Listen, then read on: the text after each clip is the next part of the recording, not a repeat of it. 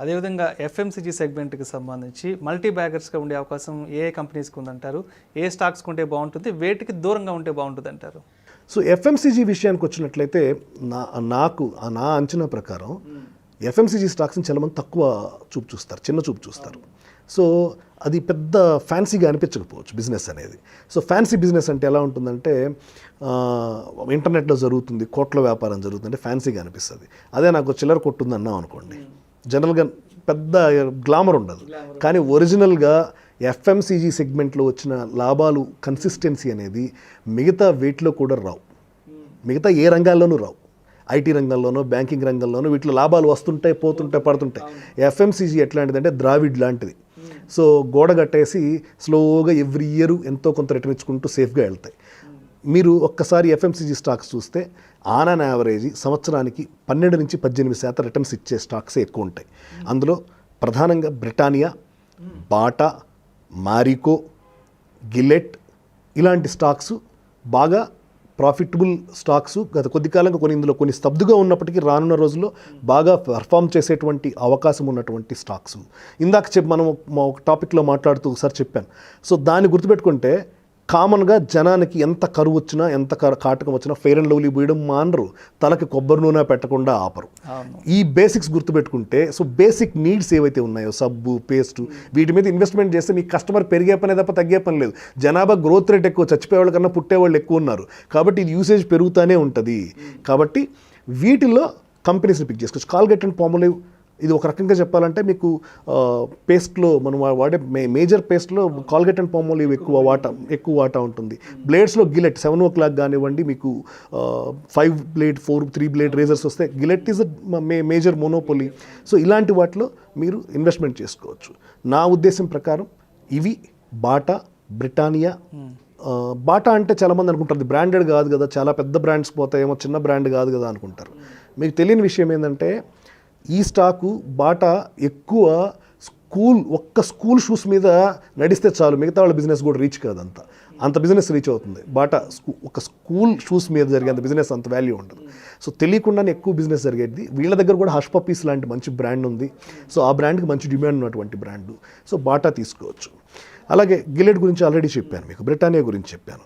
So Hindustan Unilever ఇది కూడా బాగా పెరిగేటువంటి అవకాశం ఉంది.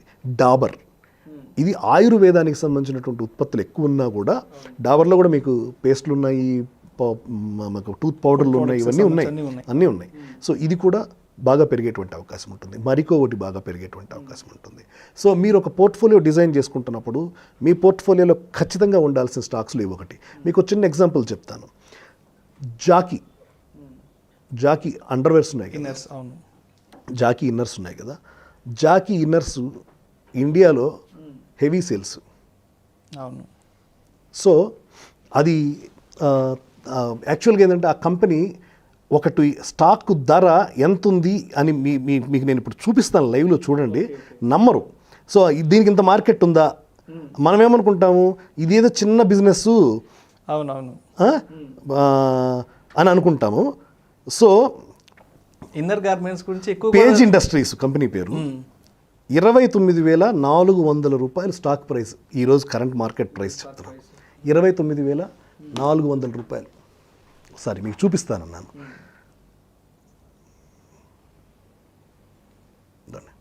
29,400 రూపాయలు అక్షరాలు. ఎక్కడికి వెళ్ళింది, ఎక్కడి నుంచి ఎక్కడికి వెళ్ళింది స్టాకు? అంటే ఇన్నర్ గార్మెంట్స్ కాబట్టి దాని గురించి మాట్లాడడానికి, ఆలోచించడానికి పెద్దగా ఆలోచించడం.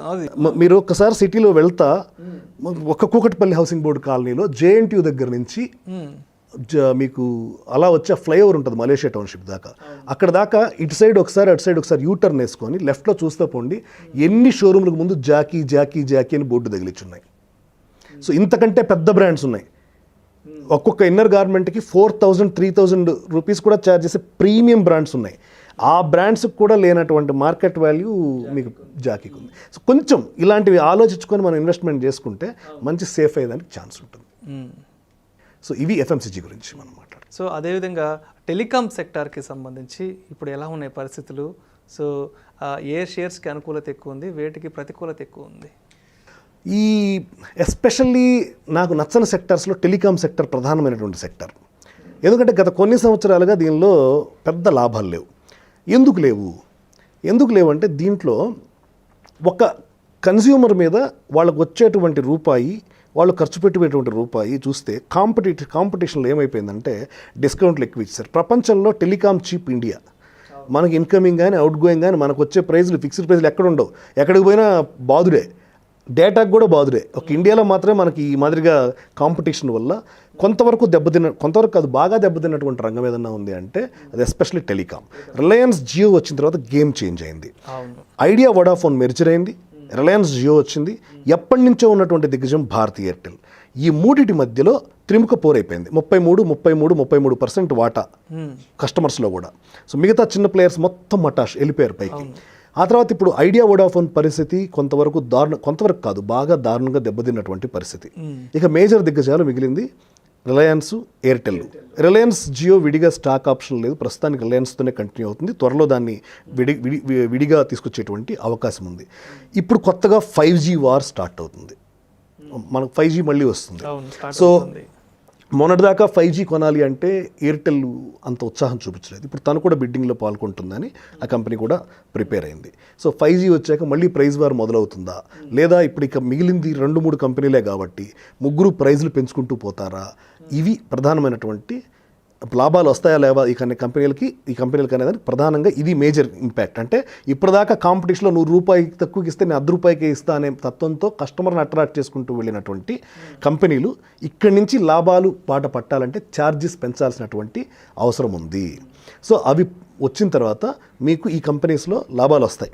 దానిలో మీరు ప్రధానంగా రిలయన్స్ జియో ఐపీఓకి వస్తేనో లేదా రిలయన్స్ నుంచి జియో విడిపోతేనో మీకు స్టాక్ అలాట్ అయితే that is the one best choice. Second thing is Airtel. I will go with Airtel. So idea Vodafone కన్నా కూడా నేను ఎయిర్టెల్కే ప్రిఫరెన్స్ ఇస్తాను. ఎందుకంటే ఎయిర్టెల్కి లాయల్ కస్టమర్ బేస్ ఉంది. రిలయన్స్ జియో లాంటి కంపెనీ వచ్చి ఫ్రీ ఆఫర్లు ఇచ్చినా లేదా 3 నెలలు 2 నెలలు ఇచ్చినా కూడా ఎయిర్టెల్ని వదులుకోని వాళ్ళు చాలామంది ఉన్నారు. ఈవెన్ నెంబర్ పోర్టబిలిటీ ఉంది. నేను ఎయిర్టెల్ నెంబర్ తీసుకెళ్ళి జియోకి వెళ్ళిపోవచ్చు, నా నెంబర్ పోతుందనే భయం కూడా లేదు. అయినా కూడా ఎయిర్టెల్ వదలకుండా ఎయిర్టెల్తో ఉన్నటువంటి లాయల్ కస్టమర్ బేస్ ఏదైతే ఉందో దాన్ని నిలబెట్టుకోవడంలో ఎయిర్టెల్ సక్సెస్ అయింది. సో అందువల్ల నేను సెకండ్ ప్రిఫరెన్స్ ఎయిర్టెల్కే ఇస్తాను. So Airtel is also best choice ఈ సెగ్మెంట్లో ఇన్వెస్ట్ చేయాలంటే. వీలైనంత వరకు నేనైతే పర్సనల్గా ఈ సెగ్మెంట్ మీద పెద్ద ఇంట్రెస్ట్ చూపించను. ఇది ఎందుకంటే ఈ ప్రైస్ వార్ పోవాలి ముందు. వీళ్ళు తగ్గించుకోవడం వాళ్ళు తగ్గించుకోవడం కాదు, వీళ్ళు పెంచుతున్నారు వాళ్ళు పెంచుతున్నారు అన్న రోజు నేను ఇన్వెస్ట్ చేస్తాను.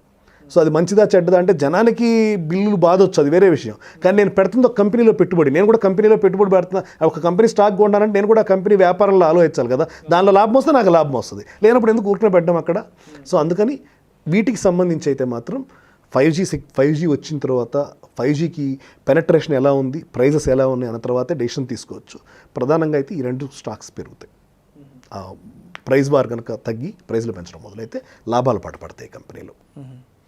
సో అదేవిధంగా ఎయిర్లైన్స్ సెగ్మెంట్కి సంబంధించి ఏ స్టాక్స్ని పిక్ చేసుకుంటే బాగుంటుంది, వేటికి దూరంగా ఉంటే బాగుంటుంది అంటారు? సో స్పైస్ జెట్, ఇంటర్గ్లోబ్ ఏవియేషను ఈ 2 కూడా మీకు ఎయిర్వేస్లో ఇన్వెస్ట్మెంట్ చేసుకోవాలంటే ఉన్నటువంటి ఆప్షన్స్. కానీ ఎయిర్లైన్స్ విషయానికి వస్తే మాత్రం నేను స్టిల్ ఇండియాలో ఇంకా అంత ప్రాఫిటబుల్ అవుతాయి అని నేను అనుకోవడం లేదు.